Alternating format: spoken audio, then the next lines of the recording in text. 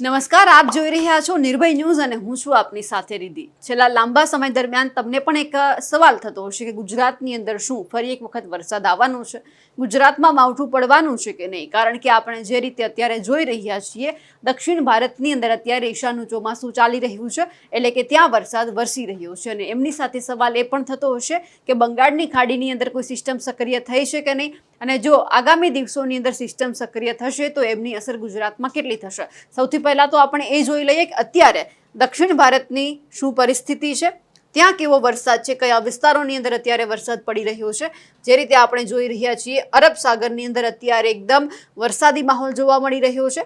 આજુબાજુના જે આ બધા જ વિસ્તારો છે ત્યાં વરસાદ પડી રહ્યો છે, એટલે કે બેંગ્લોરના આસપાસના વિસ્તારોમાં વરસાદ પડી રહ્યો છે, તમિલનાડુના એટલે કે જ્યાં દક્ષિણ ભારત છે ત્યાંથી બધી જ જગ્યા ઉપર આપણને અત્યારે વરસાદી માહોલ દેખાઈ રહ્યો છે। ઈશાનનું ચોમાસું અત્યારે ચાલી રહ્યું છે, આ ઈશાનના ચોમાસાને કારણે અહીંયા વરસાદ પડી રહ્યો છે, પરંતુ આમની અસર ગુજરાતમાં એટલી બધી નથી દેખાતી। પરંતુ જો આગામી દિવસોની અંદર બંગાળની ખાડીની અંદર કોઈ સિસ્ટમ સક્રિય થશે, જો એ સિસ્ટમ છે તે આ વિસ્તારમાં સક્રિય થાય તો એ સિસ્ટમ સીધી જ અહીંયા પહોંચે અને એમની અસર ક્યાંક ગુજરાતના દક્ષિણ ભાગને અસર કરે। બાકી અત્યારે કોઈ જ આપણને એવી સિસ્ટમ નથી દેખાતી આજના દિવસ દરમિયાન, કે 2 થી 3 દિવસ દરમિયાન પણ આપણને કઈ જ એવી સિસ્ટમ મોટી નથી દેખાતી કે જે સક્રિય થશે, જે અહીંયા ઉદ્ભવશે અને પછી ક્યાંક મધ્યપ્રદેશ, મહારાષ્ટ્ર કે પછી ગુજરાતને અસર કરવાની છે। એટલે કે વરસાદ આવી રહ્યો છે દક્ષિણ ભારતની અંદર, પરંતુ તેમની અસર ક્યાંય ગુજરાતમાં નથી। કોઈ બંગાળની ખાડીની શક્યતામાં આપણને નથી દેખાતી કે કોઈ સિસ્ટમ ઉદ્ભવશે, પરંતુ હા, અરબ સાગરમાં અત્યારે વરસાદી માહોલ છે। એમની સાથે જો ઉત્તર ભારતની વાત કરીએ તો અત્યારે ત્યાં જે આ સફેદ આપણને દેખાઈ રહ્યું છે, આ બધું જ અહીંયા હિમવર્ષા થઈ રહી છે અને આ જ હિમવર્ષાના કારણે અત્યારે ત્યાં એકદમ ઠંડો માહોલ છે। પરંતુ 2 થી 3 દિવસ પછી આપણે અહીંયા જોઈશું તો અહીંયા વરસાદી માહોલ સર્જાશે। અત્યારે જે એકદમ આપણને આ સફેદ જે આ ડોટ દેખાઈ રહ્યા છે તે સૂચન કરે છે કે અહીંયા અત્યારે વરસાદ નથી, પરંતુ બરફ વર્ષા થઈ રહી છે। પરંતુ આ જ બરફ વર્ષા છે તે 2 થી 3 દિવસની અંદર વરસાદની અંદર પરિવર્તિત થવાની છે। આપણને બરફ વર્ષા દેખાઈ રહી છે, આમની કોઈ જ અસર અત્યારે ગુજરાત ઉપર પણ જોવા નથી મળતી કે ગુજરાતમાં પણ ક્યાંક ઠંડીનો એટલો ચમકારો જોવા મળે। હા, ઠંડીની શરૂઆત થઈ ગઈ છે, પરંતુ ક્યાંય કડકડતી ઠંડી અત્યારે નથી પડી રહી, જેમને લઈને ગુજરાતની અંદર એવું કહી શકાય કે અત્યારે એકદમ શિયાળો છે તે જામી રહ્યો છે। બાકી ક્યાંય જ સિસ્ટમ ખાલી આપણને પવનો એકસાથે ભેગા થતા દેખાઈ રહ્યા છે અને એ જ પવનો દક્ષિણ ભારત તરફ જઈ અને પછી અરબ સાગરમાં જઈ રહ્યા છે। એટલે ગુજરાતની અંદર અત્યારે એવી કોઈ જ વરસાદની આગાહી નથી।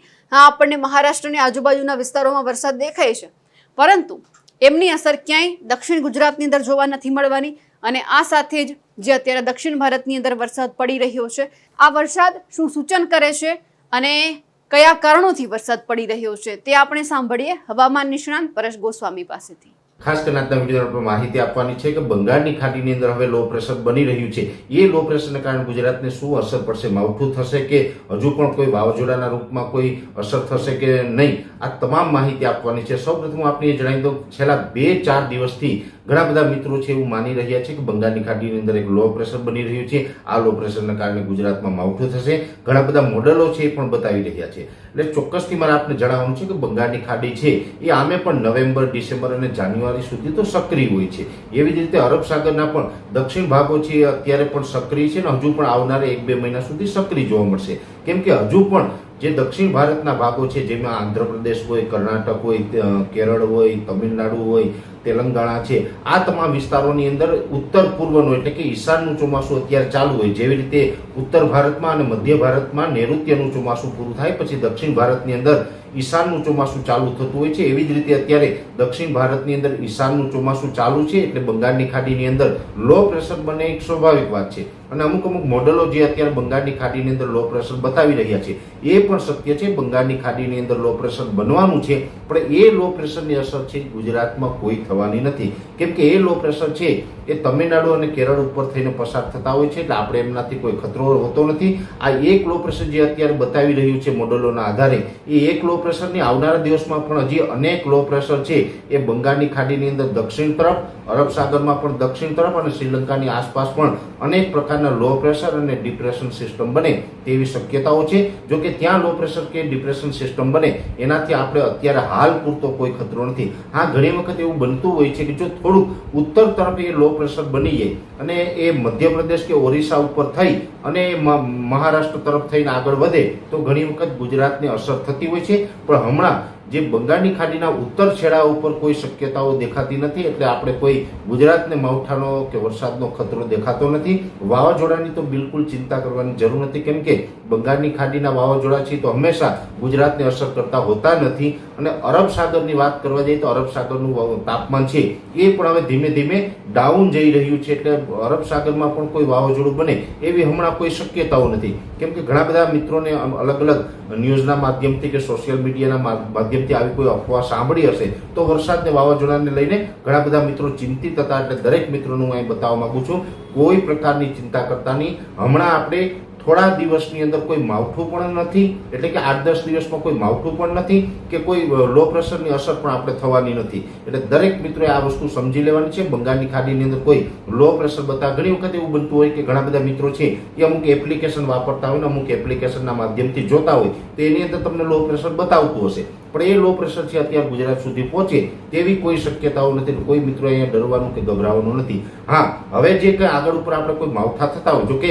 આ વર્ષે શિયાળા દરમિયાન પણ માવઠાની સંભાવનાઓ છે અને એ આગળ ઉપર કદાચ આપણે જોવા મળશે, પણ એ માવઠું હમણાં થોડા દિવસની અંદર થાય તેવી કોઈ શક્યતાઓ નથી. ને હવે પછીના જે માવઠાઓ થશે તેમાં મુખ્યત્વે જે ઉત્તર ભારત ઉપરથી WD એટલે કે વેસ્ટર્ન ડિસ્ટર્બન્સ પસાર થતા હોય એના અમુક વાદળો છે એ દક્ષિણ તરફ ગતિ કરે, તો દક્ષિણ તરફ ગતિ કરવાને કારણે આપણે ઘણી વખત ગુજરાત સુધીના ટ્રફ લંબાતા હોય છે ને એને કારણે આપણે ગુજરાતમાં માવઠા અને ઝાપટાઓ છે જોવા મળતા હોય છે. એવું કદાચ શિયાળા દરમિયાન આગળ ઉપર જોવા મળે એ વસ્તુ આખી અલગ છે, પણ અત્યારે હાલ પૂરતી વાત છે તો હાલ પૂરતું કોઈ ડરવાનું કે ગભરાવાનું નથી. હાલ પૂરતું એવું કોઈ માવઠું આપણે ગુજરાતમાં થાય તેવી શક્યતાઓ નથી. બંગાળની ખાડીની અંદર ચોક્કસથી અત્યારે લો પ્રેશર બની રહ્યા છે અને હજુ પણ આવનારા દિવસમાં બનશે, પણ એ દક્ષિણ ભારતને અસર કરશે.